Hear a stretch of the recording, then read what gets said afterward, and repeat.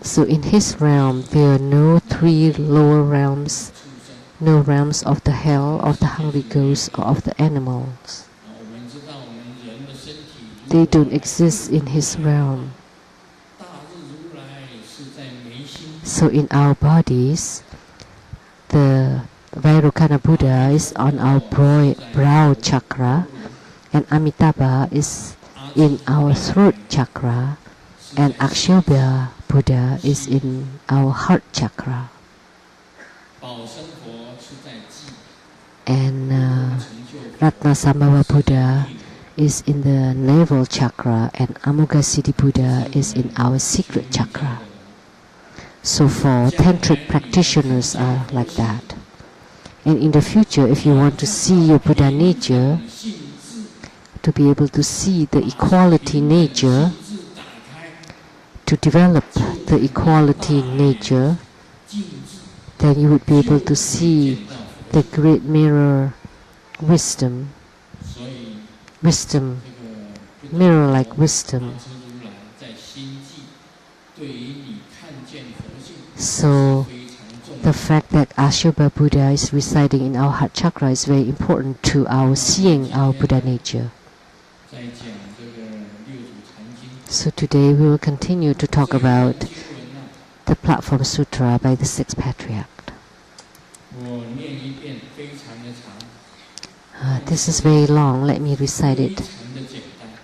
But it should be simple, easy to understand. It should be in common words. There is a monk that's called Tsang. See, this is related to Tsang again. So it's the other way of Tsang, Master Tsang. But this monk is called Tsang, so it's easy to remember. A monk called Tsang, not our Tsang. His name is Tsang, a native from Guiqi in Xinzhou, who became a monk at a tender age. His aspiration is to see the self-nature. So I would reiterate this sutra in simple words. And one day, he came to pay homage to the Sixth Patriarch, and the Patriarch asked him, "Where are you from? What is it you're asking?" And Tsang replied, "I'm a Buddhist practitioner.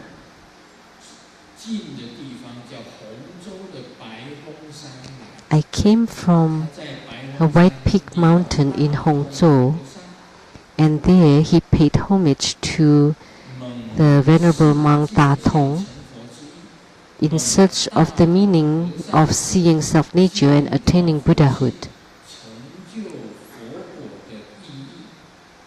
He wanted to understand the meaning of seeing the self-nature and attaining Buddhahood. But still, I could not understand it completely. I still have some doubts. So I traveled a great distance to pay homage to the Sixth Patriarch, and I hope that you would be compassionate to bestow instructions." And the Sixth Patriarch said, "What is it that the monk Da Tong taught you? Give me an example." And then Tsang said, he went to Hongzhou, the White Peak mountain, the place of Da Tong monk. He was there for 3 months, and he did not receive any key instruction. And in search for the Dharma, one evening, he went alone to the Venerable's room and asked the Da Tong monk,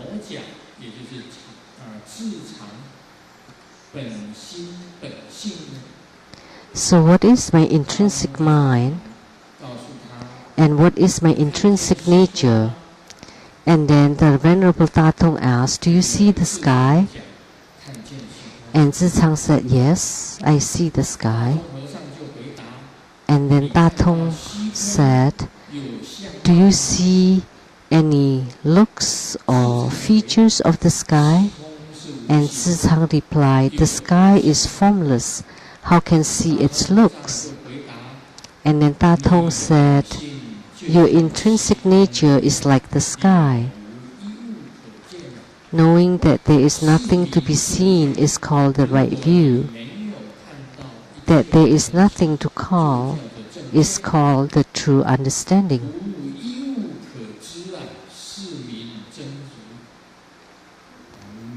So, when there is nothing to know, that is called the true understanding. It is neither green nor yellow, neither long nor short, but see that the origin is pure and realize that the substance is perfectly clear. That is called seeing the self-nature and attaining Buddhahood. Which means if you see your own purity, that would be seeing the self-nature and attaining Buddhahood. That's called the awareness of the Tathagata. Tsang had heard such Dharma teaching, but he still could not see the self-nature. He still could not comprehend, so he asked for instruction from the sixth Patriarch. And the Patriarch said, "What the Venerable monk said still contains seeing and knowing.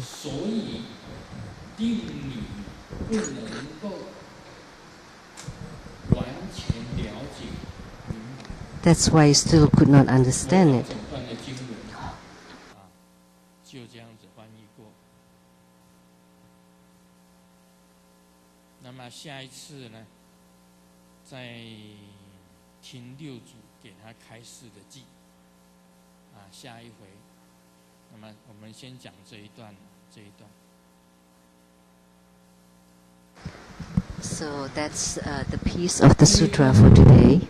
We will continue on the stanza next week.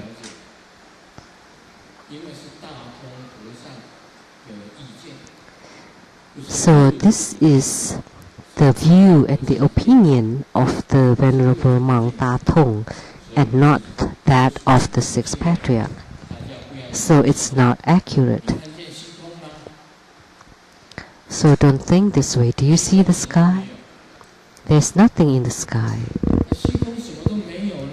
So if there's nothing in the sky, what is this called?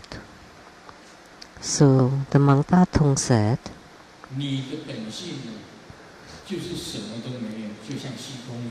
so your original self-nature is like the sky, nothing in it, and that's called the right view. That's not right.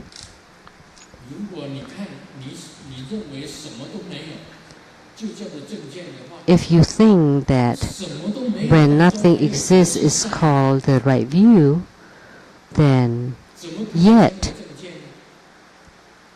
amidst it, the Buddha nature still exists. How could that be called the right view? Only the Buddha nature is called the right view. The sky is not the right view. So when you cannot see anything, is that called the right view? You can see the Buddha nature. That would be called the right view. So I will explain to you. So what he said here is wrong. It's not right. What Datong monk said was not right. Let me give an example. There is a father who taught the son, what is the sky? And the child did not know. And his dad told John, let me give you an impression. So his dad said, what's above your head? And then John said, my hair.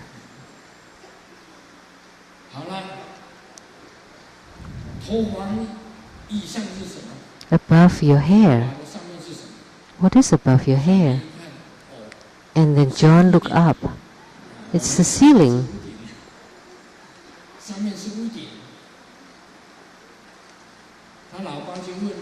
And then his dad asked, above the ceiling? It's the roof.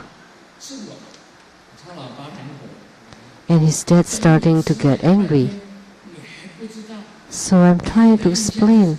You don't even know what the sky is. And then he slapped him. He bullied him. And John cried. On top of the roof? Oh, the birds flying in the sky. So it doesn't matter how the dad explained, he still could not understand. How can you explain the sky? You go outside and you look at the sky. How can you describe it? You can't.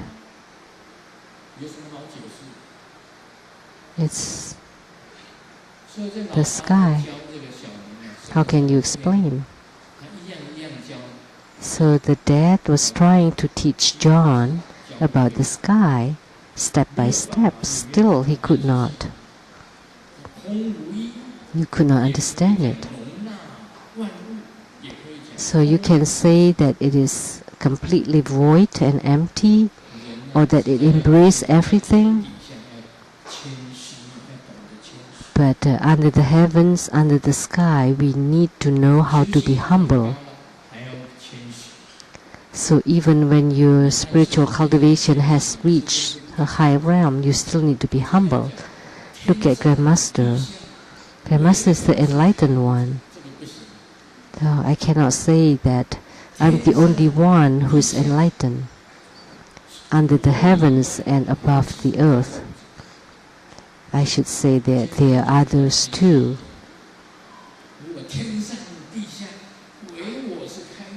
If I say I'm the only enlightened one and nobody else is, then you're very deceived.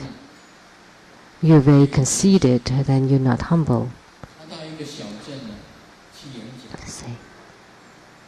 Mark Twain went to a small village to give a speech, and the time is not there yet, so he went to a barber shop, and the barber saw him and said, "You must come from far away, and you are very blessed that the great author Mark Twain is coming to our village to give a speech, and you can go and listen." And Mark Twain, hearing that, said, "Of course, I would definitely go." He did not say that he was Mark Twain. And the barber said, "But it's sold out, no more tickets. You could only stand on the side." And Mark Twain said, "I always stand up when I listen to him talking." So he was humble. He never mentioned that he was Mark Twain. That's a great master. So Grandmaster too never said a word. That I'm the author, Sheng-yen Lu.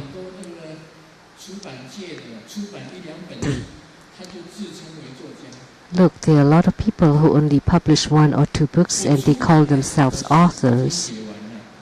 But I have finished writing 222 books, and I have finished the 222nd book. The title of the book is called Walking Against the Wind.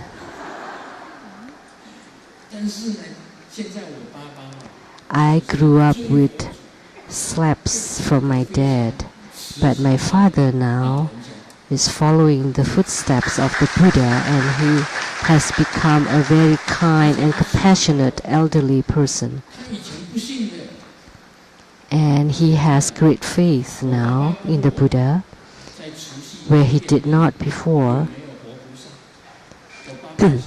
One New Year's Eve, we had an argument. My dad said, "You said the Buddhas and Bodhisattva exist," and my dad said, "No, they don't." And I said, "Of course they exist." And my dad said, then show me.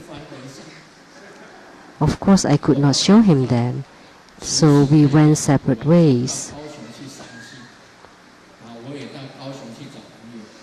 So he went to Kaohsiung, and I did also go to Kaohsiung to look for my friends. We went separate ways in not so good terms. But now he's become a faithful follower, and his look has turned compassionate, so everyone can change or will change. So Akshobhya Buddha has the equality nature. He views that all sentient beings can change, that he views all sentient beings equally. That's the equality nature. Although I was bullied by my father until high school, when I was young, I never called him Dad. Never. And then later on, after marriage, I started to call him Dad.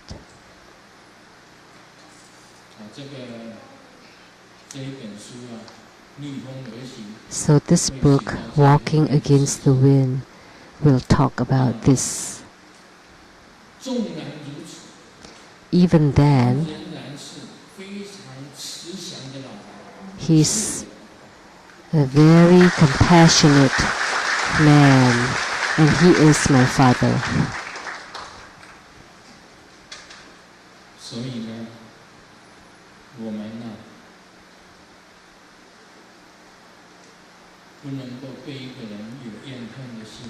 So we should not brood any anger, aggression, despise or hatred toward anyone, because anyone can change and anyone has Buddha nature. When I was young, I didn't like to go to school, didn't like to study. I stayed in the same class in junior high school twice.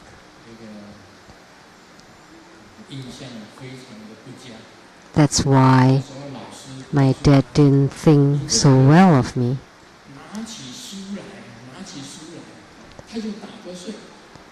So my teacher would say that I would always fall asleep as soon as I pick up a book. Then my dad said, "That's good. Then he can study in his dreams." That's the past.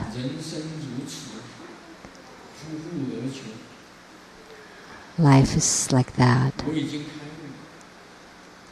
What else can we ask for?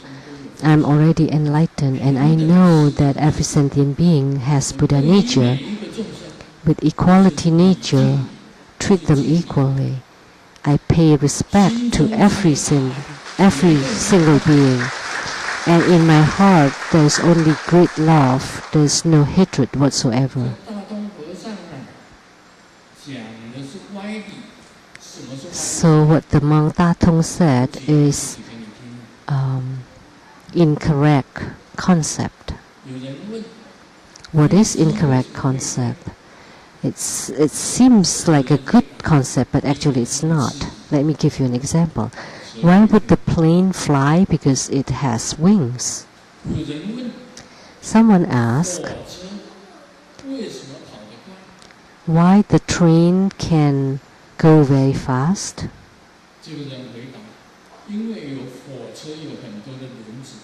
Because it has so many wheels.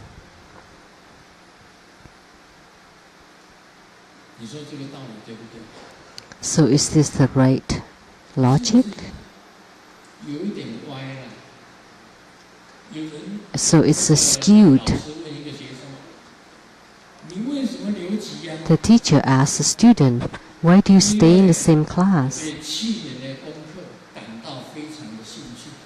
Because I really like this class.